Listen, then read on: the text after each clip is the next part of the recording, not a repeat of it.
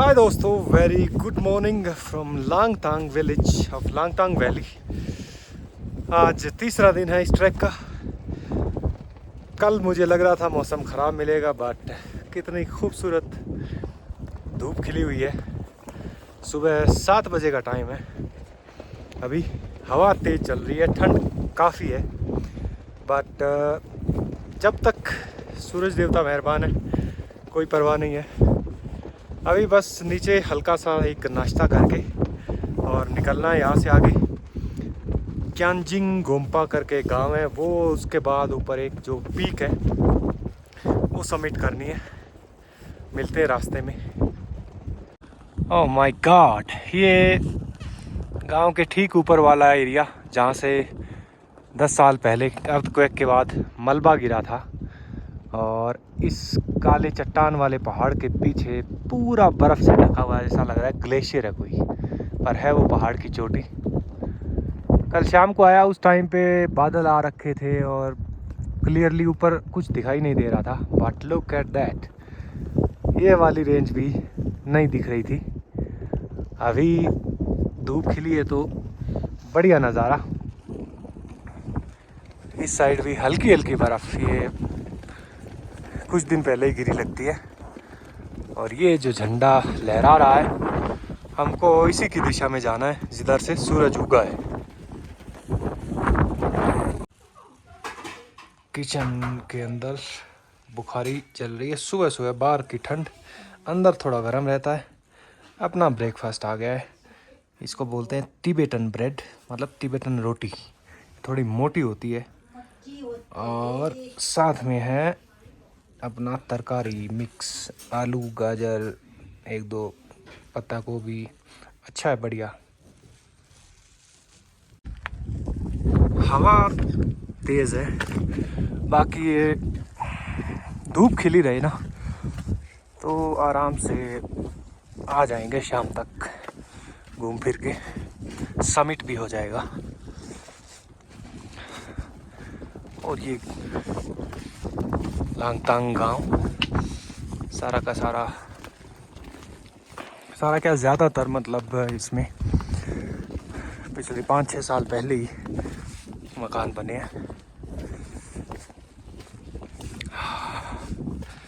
एक गली के दोनों तरफ देखो पत्थर की छोटी छोटी दीवारें कहिए या फेंसिंग कहिए इनको। जनाब दूध निकाल रही हैं।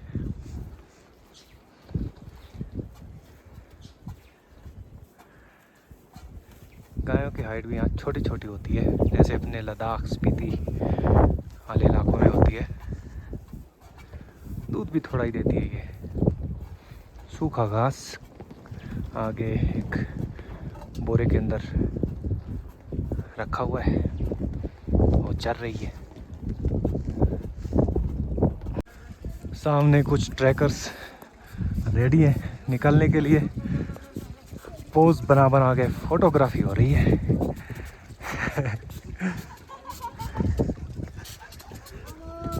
हंसता हुआ नूरानी चेहरा।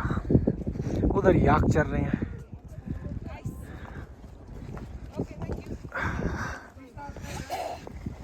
दिस वे, यस, इसके हमेशा लेफ्ट साइड से क्रॉस करना होता है। उधर से जब हम रिटर्न आते हैं तब उस तरफ से। ये ट्रेडिशन है यहाँ का। यहाँ भी निकलने से पहले एक ग्रुप फोटो। ये नीचे है गांव का नज़ारा, है कि नहीं खूबसूरत। और यहाँ ऊपर से वो पीक दिखाई देती है, उसको बैकग्राउंड में लेके हम सब वहाँ पे फ़ोटो खिंचवा रहे थे।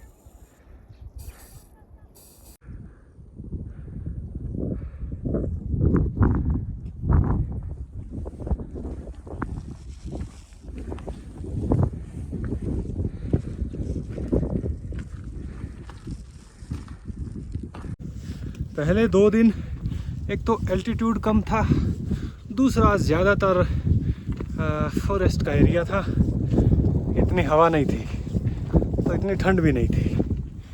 अब क्या है, ट्री लाइन ख़त्म हो चुकी है। इतना एल्टीट्यूड है, 3500 मीटर से ऊपर है अभी, और ओपन स्पेस है पूरी वैली के अंदर, दोनों तरफ ऊंचे पहाड़, तो सामने साइड से हवा आ रही है, उधर बर्फ़ भी है, तो सारा तामझाम मिला के टेम्परेचर में थोड़ी गिरावट है और सर्दी में बढ़ोतरी।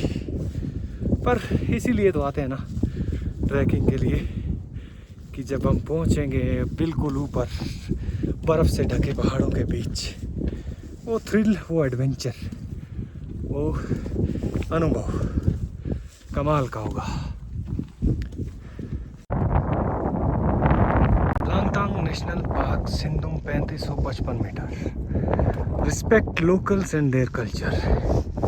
बिल्कुल ऐसे इलाकों में, खासकर पहाड़ों में, रिमोट एरियाज़ में, कहीं भी आप ट्रैवल करने जाते हो तो वहाँ के जो लोग हैं, उनका जो लाइफस्टाइल है, रहन सहन है, कल्चर है, ट्रेडिशंस है, उनकी रिस्पेक्ट करना हमारी जिम्मेवारी है। अब जैसे ये एक वॉल जैसी बनी हुई है, ये काफ़ी सारी बनी हुई है, तो यहाँ का मतलब बुद्धिस्ट ट्रेडिशन ये है कि आप इसके लेफ़्ट साइड से होके गुज़रते हैं। क्लॉकवाइज से एक जो पूजा का सर्कल चलता है, तो कितना मुश्किल है ये करने में। ये छोटे छोटे यहाँ के गाँव के घर हैं, सामने खेत है, खेत में खाद डाल रखी है, और ये कमरा मेरे ख्याल इनके पशुओं का है, तो पशुओं का जो भी गोबर और नीचे का होता है वो सारा निकाल के खेत में डाल देते हैं। देसी खाद, देसी खाना।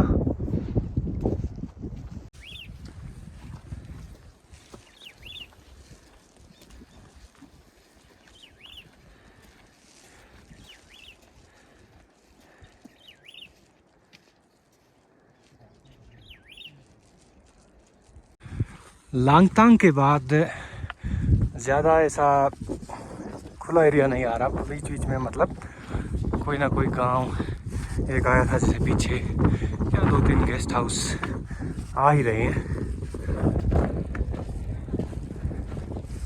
क्योंकि यहाँ के बाद आगे जो क्यांजिंग गोम्पा है वो वहाँ से भी बताते हैं बड़ा गांव है, शायद इस वैली का सबसे बड़ा। लांगतांग के बाद वैली के अंदर अंदर ना एक स्लोप जैसी चढ़ाई चल रही है, वो ऐसी नहीं कि जिग आ गई और सीधी खड़ी सीढ़ियाँ, कोई थोड़ा बहुत एक आधा पैच आता है जहाँ कोई नाला हो, अदरवाइज ठीक है, मतलब कंफर्टेबल है।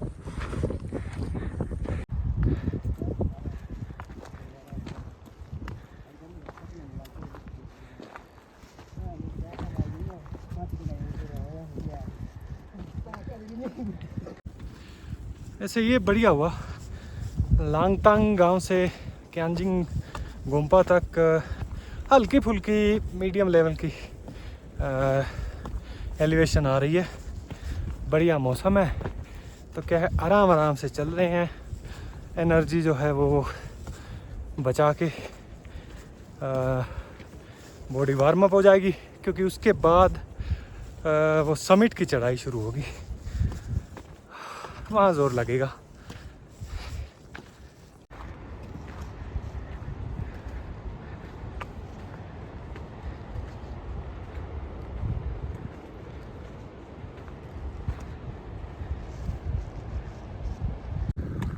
यहाँ से मुझे अब नज़दीक ही लग रहा है क्यांजिंग गोम्पा। कुछ फ्लैग्स हैं आगे, 1-2 छोटे छोटे गोम्पा भी दिखाई दे रहे हैं। देखते हैं कितना, 10 मिनट 20 मिनट। यहाँ सामने गाइड भाई से पूछा, उन्होंने बताया क्यांजिंग गोम्पा ज़्यादा दूर नहीं है, यहाँ से पहुँचने वाले हैं। यम्फू एल्टीट्यूड 3800 मीटर। ओके, यहाँ पर भी एक बुद्धा टी शॉप।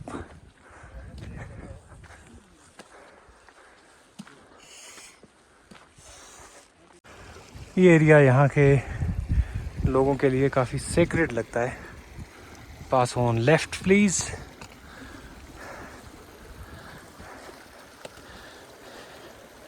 यहाँ प्रेयर व्हील्स हैं 3, 2 आगे हैं, 2 गोम्पास दिख रहे हैं छोटे छोटे। कुल मिला के बहुत सुंदर नज़ारा।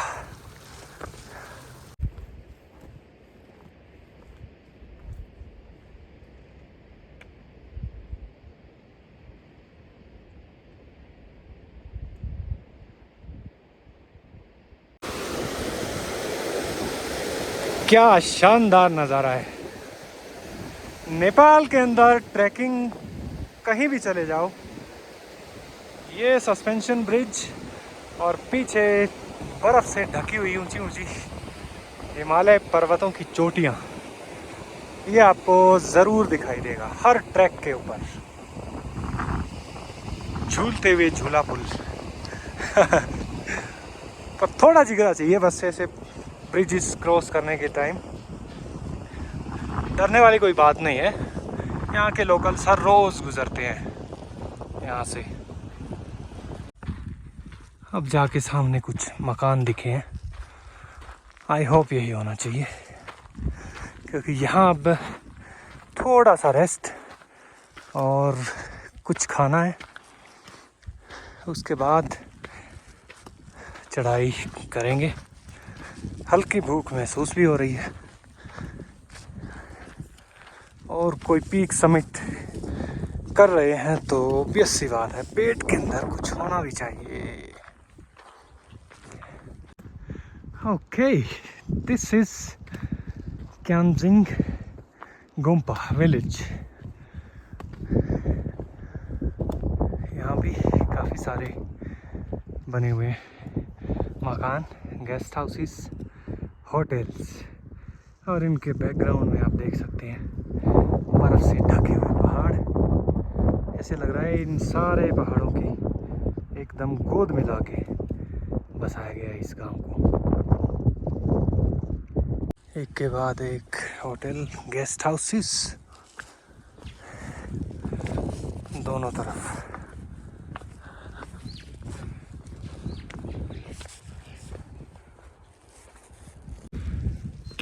यहाँ एक बेकरी एंड कॉफ़ी सेंटर है और यहाँ से इस साइड से कहीं से रास्ता है उस पीक का। पर पहले थोड़ी देर विश्राम करते हैं, कुछ खाते पीते हैं। ये है bakery and coffee cafe and she is running it I guess. No. You are not running? But you are a part of the staff? Yeah. Okay. तो यहाँ हमको मिल जाएगा केक और कॉफ़ी, दाल भात वगैरह ये चीज़ें खाते हुए 2-3 दिन हो गए थे, तो मैं कहा चलो कुछ मीठा खाते हैं, कॉफ़ी पीते हैं, चार्ज होके चलते हैं ऊपर। तो yes, you understand Hindi? Yeah. Okay. How do you know?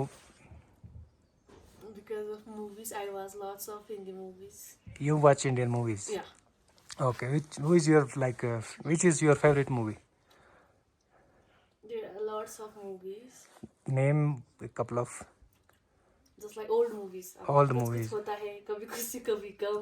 I Shahrukh like Shahrukh movies. Shah Rukh Khan movies. Jawan, Pathan. These are the latest ones. Yeah. Okay. Apart from Shah Rukh Khan, other Only Shahrukh. and which is your favorite heroine? Actress. I like Deepika, Katrina, Okay. Preeti Zinta. Preeti These are Zinta. all actors, but I don't know. Okay. Good.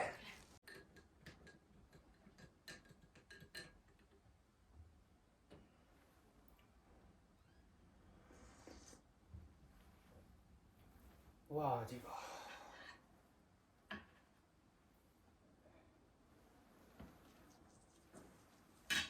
पूरे track पर अब तक मेरे को सबसे बढ़िया चीज़ लगी है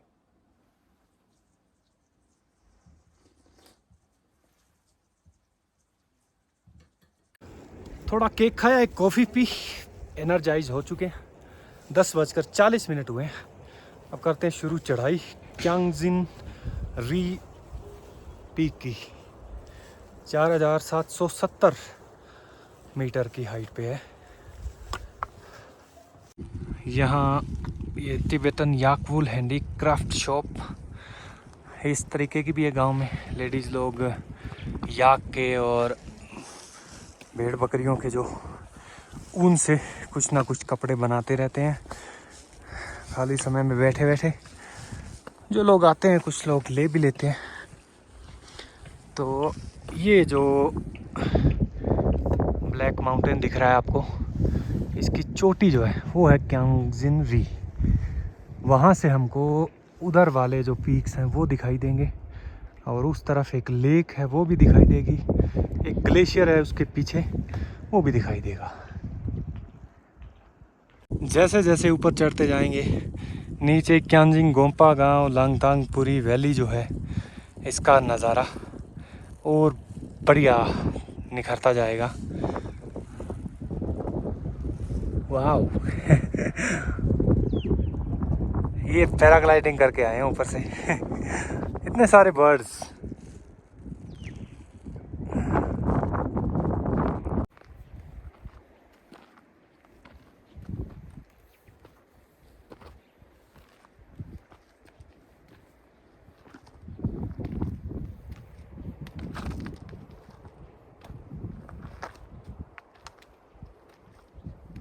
मेरे राइट साइड में ठीक वैसा नज़ारा है जैसा कारगिल से जब हम ज़ांस्कार वैली जाते हैं। एक पेंसिला पास आता है तो पानीखर से फिर पेंसिला पास की चढ़ाई के 15 किलोमीटर रह जाते हैं ना, तब ऐसी ही ऊंची माउंटेन रेंज किश्तवाड़ हिमालयाज़ बोलते हैं उनको, और उसके नीचे खूब चौड़ा रिवर बेड पूरा ऊपर पेंसिला पास तक ऐसा ही चलता है।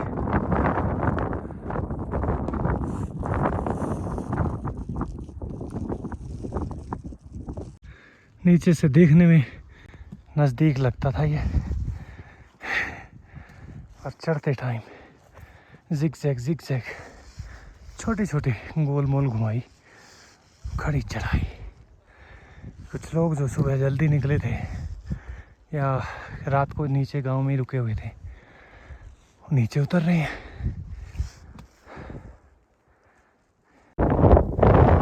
हवा बड़ी तेज चल रही है। यहाँ ये जो लोग नीचे उतर रहे हैं, एक दो चढ़ रहे हैं, इनसे अंदाज़ा लगाओ आप चढ़ाई जो है वो किस तरीके की है। और ये गांव यहाँ से लग रहा है जैसे ड्रोन उड़ रहा हो, पर ड्रोन नहीं, ये फ़ोन ही है। हाइट इतनी है तो पूरा एरियल व्यू दिख रहा है।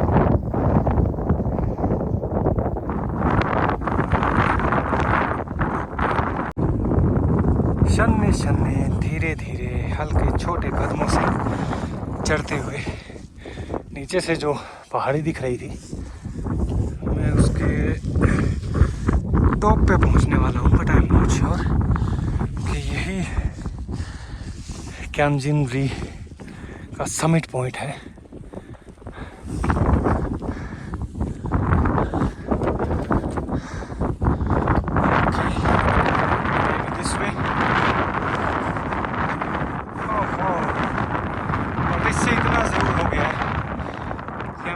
का व्यू नहीं देख रहे हैं। इस तरफ के जो पहाड़ छुपे हुए थे उनका नज़ारा।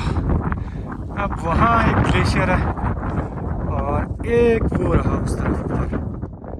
There I hope you can सी।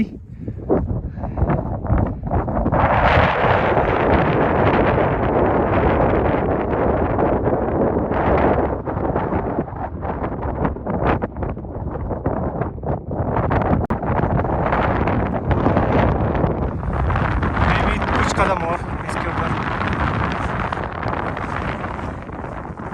जहाँ फ्लैग्स दिखाई दे रहे थे ना नीचे से, वहाँ पर मुझे लगता है कि वो समिट पॉइंट होगा।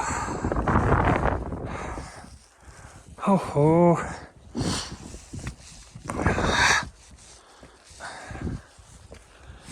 Yes I can see some flags here.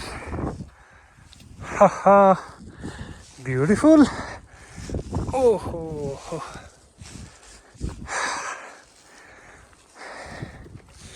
Is this it? Yes. Arba. Wow. Finally, I have made it to Kyangsin-ri. Beautiful.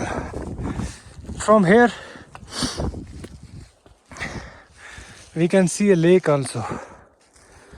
वो देखेंगे थोड़ा बिल्कुल वहाँ जाके.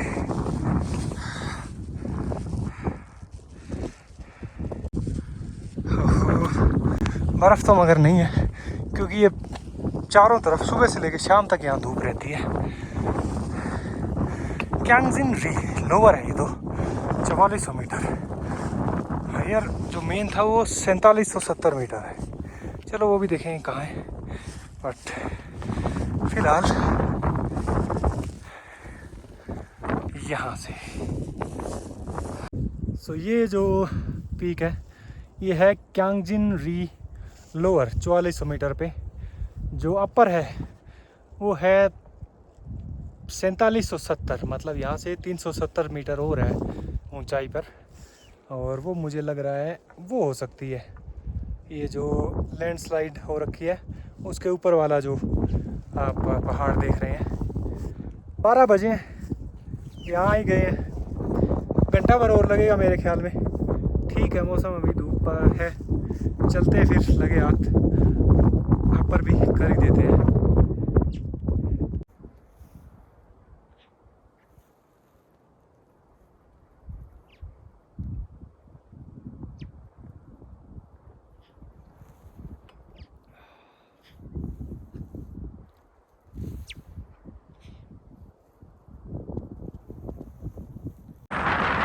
यहाँ तक तो मौसम ठीक था और आगे अब इस तरफ सारे पहाड़ ढक गए हैं. बस इसी चीज़ का मुझे थोड़ा सा डर है कि मौसम ज़्यादा ख़राब ना हो जाए क्योंकि ये भी सीधी खड़ी चढ़ाई है.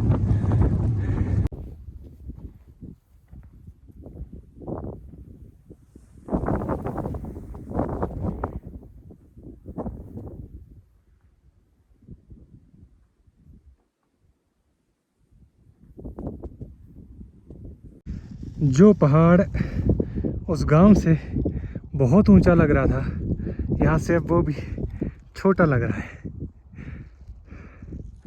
तो ये होता है जब हम आगे बढ़ते जाते हैं ना तो कोई चीज़ कोई भी मतलब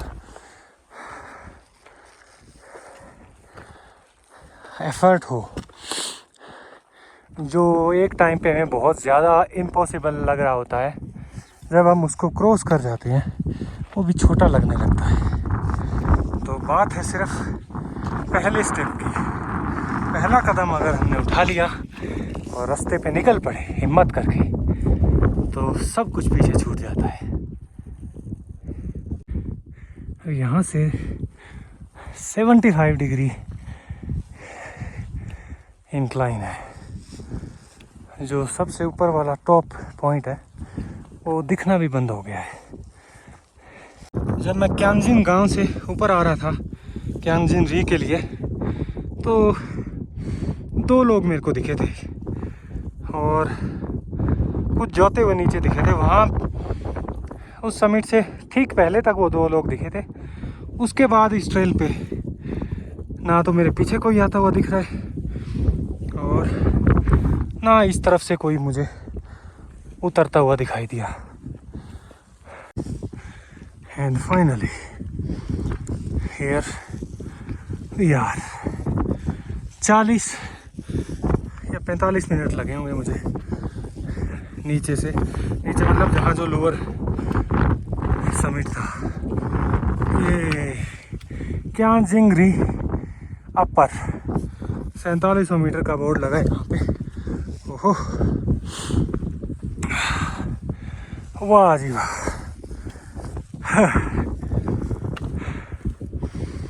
शानदार, जिंदाबाद, जबरदस्त। जब तक तोड़ेगा नहीं छोड़ेगा नहीं।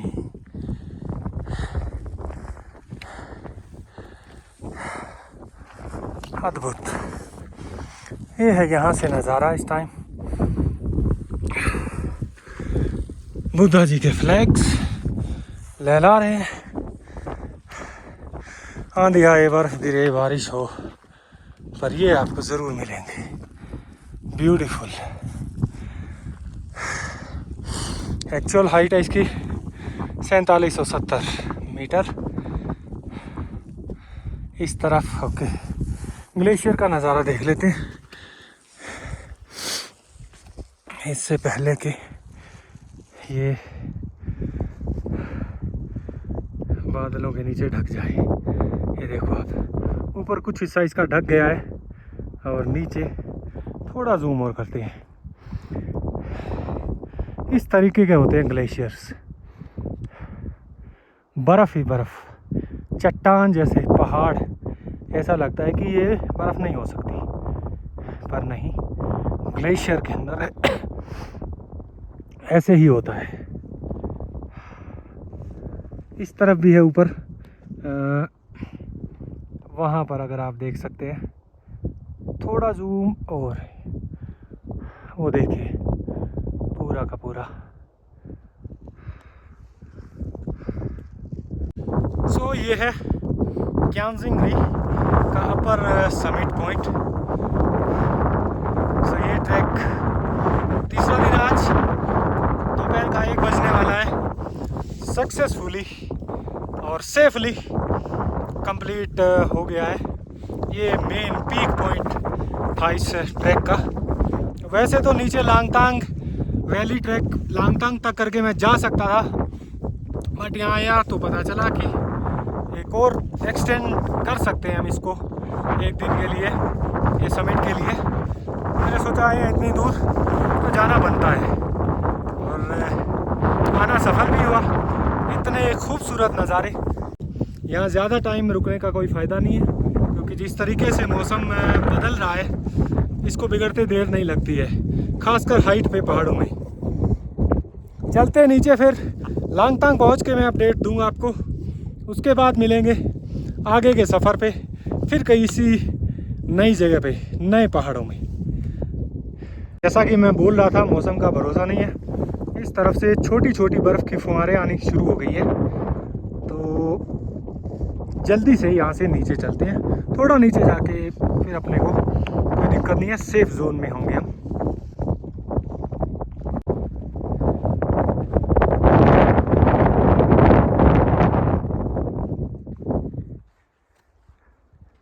लोअर क्यांजिंगरी से अभी थोड़ा नीचे उतरा हूँ मैं, और यहाँ पर भी अब जो सामने से स्नोफ्लेक्स आ रहे हैं, इसका मतलब ऊपर और ज़्यादा ख़राब है मौसम।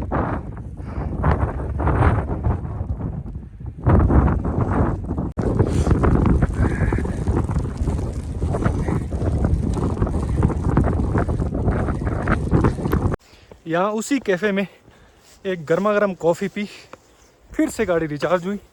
स्नोफॉल शुरू हो गई है, पर अभी उतनी तेज़ नहीं है, तो मैं यहाँ से निकल रहा हूँ वापस लांगतांग गांव के लिए।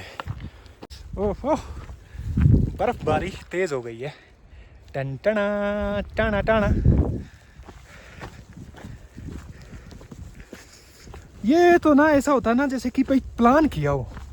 आज का मौसम बता रखा था सुबह से ही ख़राब, बर्फ़ या बारिश, और मेरी दुआ ये थी कि बस ठीक ठाक रहे दोपहर तक भी, तो मैं कर दूंगा ये। और वही हुआ, 12-1 बजे तक ठीक था। ठीक है, 1 बजे मैं ऊपर समिट से नीचे उतरना शुरू हुआ हूँ। हल्की फुल्की स्नोफ्लेक्स या छोटे छोटे जैसे बाजरी का दाना होता है ना, उतना बड़ा ये बर्फ़ का दाना, वो कहीं कहीं गिरने शुरू हुए थे। एक कॉफ़ी पी, उस तरह भी टाइम मिल गया। अब बढ़िया बोला, आराम से लांगतांग तक ज़्यादा मुश्किल कोई हाइक नहीं है, तो आपके लिए हाजिर है बढ़िया स्नोफॉल, हल्की फुल्की। आप चलिए एंजॉय कीजिए। Thank you so much. यहाँ फिर हम आ गए हैं नीचे क्यांगजिन गोम्पा वाले एरिया में। गांव से थोड़ा पहले पड़ता है ये, लांगतांग विलेज की साइड में। तो करते हैं इसको अलविदा। बुद्धा जी को धन्यवाद करते हैं सेफली पूरा ट्रैक कंप्लीट करवाने और एंड में बर्फबारी की सौगात देने के लिए। दो भाई और भी आ गए हैं इधर से। ओह माय गुडनेस, टन टन। हाँ ये तो लोकल ही है। हाँ। Cool. And you? I'm from in the Kyanjin Gompa. Kyanjin Gompa, okay. Yes. And you You are are going? very lucky. You did see the snow. Yes. Yes. Just 2 minutes ago I was talking Ah. that today Lord Buddha was Ah. very, In kind to us. Our Langtang area is very believed to in our Buddha. Yes, that is why till 12 or 1 One, the yeah. weather was good. Good, yeah. I was able to do this summit camp. Summit, yeah. Huh? And now I got to see the snowfall. Now you're very Yeah. lucky. So- Before is 2 days, 3 days before is who come to take us in the Langtang Kyanjin area. Okay. They didn't see the snowfall. Okay. You are very lucky. Yes, I'm very thankful Well, yes. to What is this. your name? My name Ravindra. Ravindra. And your My name is Cheese Galbu. cheese galbu. I am the yak cheese maker. Okay. You did you see the in the yak cheese factory? Yeah. I have not seen the yak cheese factory, but I have seen yak cheese Ah, because in Ladakh Ladakh. we have yaks and there also. You have been to Ladakh also. Yeah, I go every year. Oh, So nice. they make nice. yak cheese there. Nice.